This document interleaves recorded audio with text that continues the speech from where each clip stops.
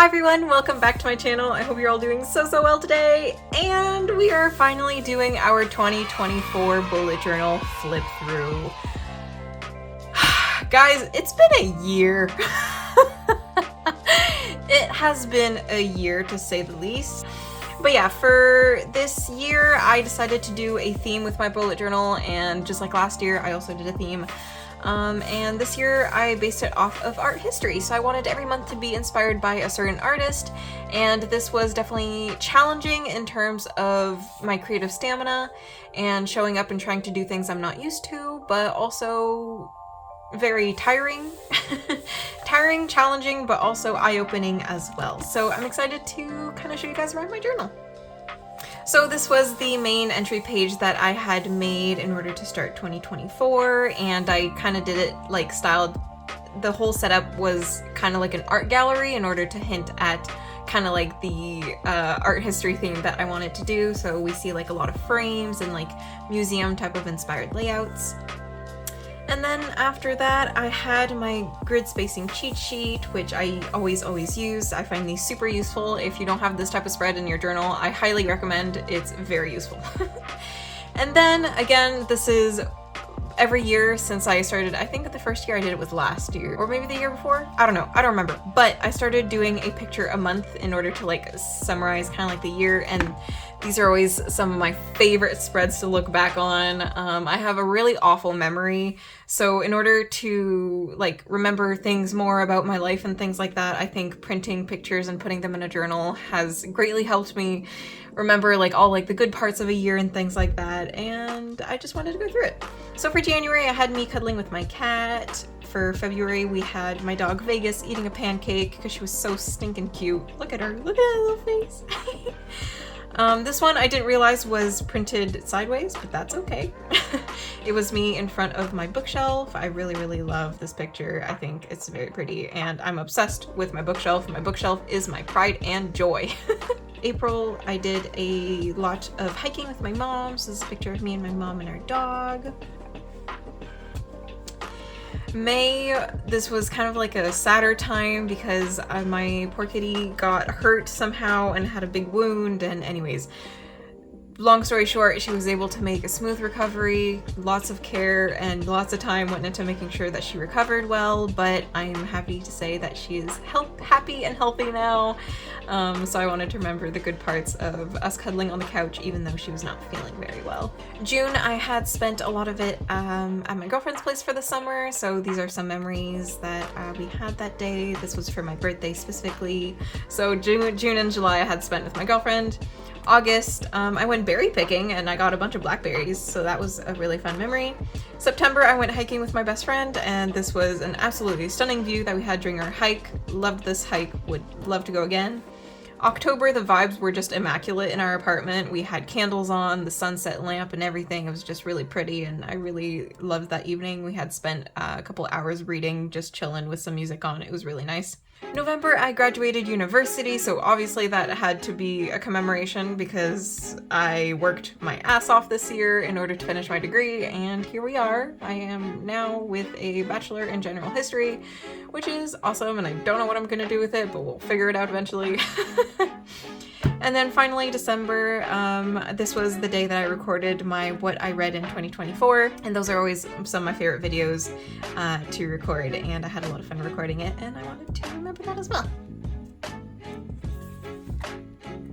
My year at a glance is a page where I just kind of like rate the month of the year and then a highlight of that month, and well, July was good. Everything else kind of sucked. But I still have some good memories, so that's what matters. Year events, I'll probably not include this in my next journal. I just really don't use it enough, even though it is useful for birthdays. It's just not really a spread I use ever, so we'll probably recess that for their next journal. Next is my reading tracker. It's still kind of half empty, but that's okay. Here I was maybe planning on like putting quotes and stuff, or you know, books that were really interesting to me, but I didn't end up really getting around to that, and that's okay. I don't need to fill out every single spread I make, and it is what it is. At least it was there if I needed it, and if not, that's okay too. This was my YouTube growth and planning type of section. I like having just like a list of like all the videos that I plan to make. And then also my growth of my subscribers throughout the year. And guys, we've hit over 500 subs. That is so stinking cool. Thank you so much for being here and chilling with me and just being really awesome and so sweet. We've grown quite a bit this year and I can't wait to see what the next year will bring us, and I'm excited. Thank you for being here. I appreciate it. And then we started with January. So January was inspired by Piet Mondrian. He was an artist that did a lot of abstract stuff, and I went off of this square type of piece. This was when I was still doing weekly spreads and things like that, and I was in university clearly because I had a lot going on. But yeah, it was a very busy time. February was inspired by Keith Haring and his Silly Little People. This one was fun, but also not the most energy high one either. March was definitely one of my favorites. I absolutely love Monet, and I love what I was able to do with the Crayola Super Tips in order to do like the water lilies as a very like light background, and I think it turned out really, really pretty. Some spreads are better than others, obviously. Like here, I didn't do any painting at all. I just went with some markers, and it's not awful, but it's not great either. And you know, every week it's gonna look different, and we're gonna feel different about it, and that's okay. April was fun as well. I did Van Gogh Sunflowers. It was nice, but again, it was hard to keep up with. And then this was my reading week, so I just did like a running task list instead.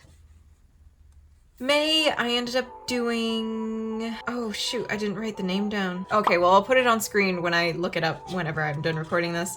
And I'm editing it, but I don't remember the name, but this one was fun. It was some silly shapes.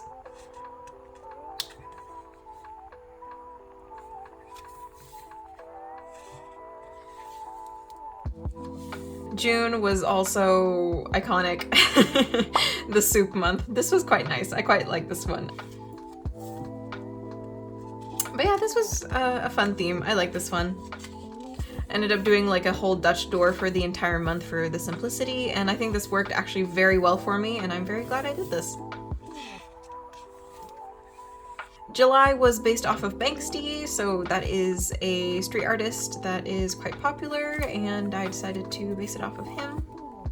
Again, similar Dutch doors thing, because that was really working for me at the time.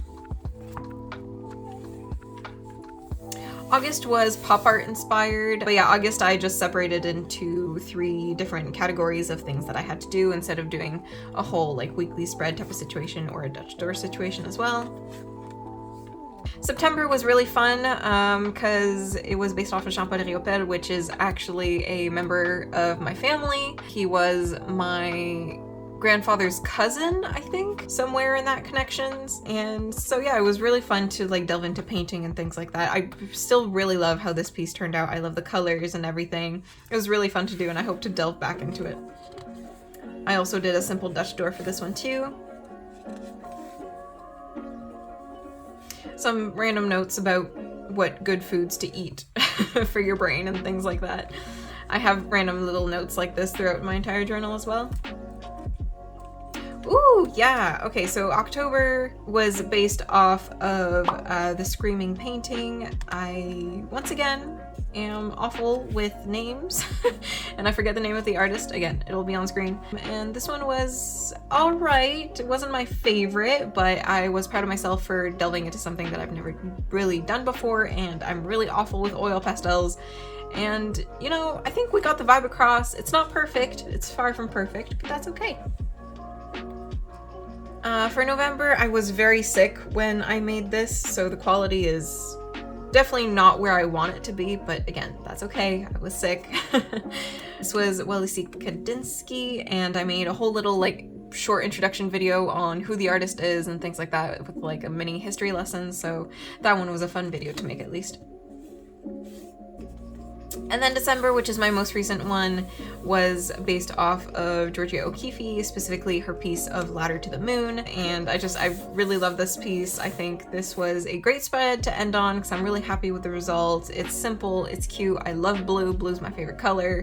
So I think it was perfect to end off December here. And then I'm just gonna have like a random to-do list for the month of December, and then my kind of like schedule in terms of like work and recording schedule and all the December events here.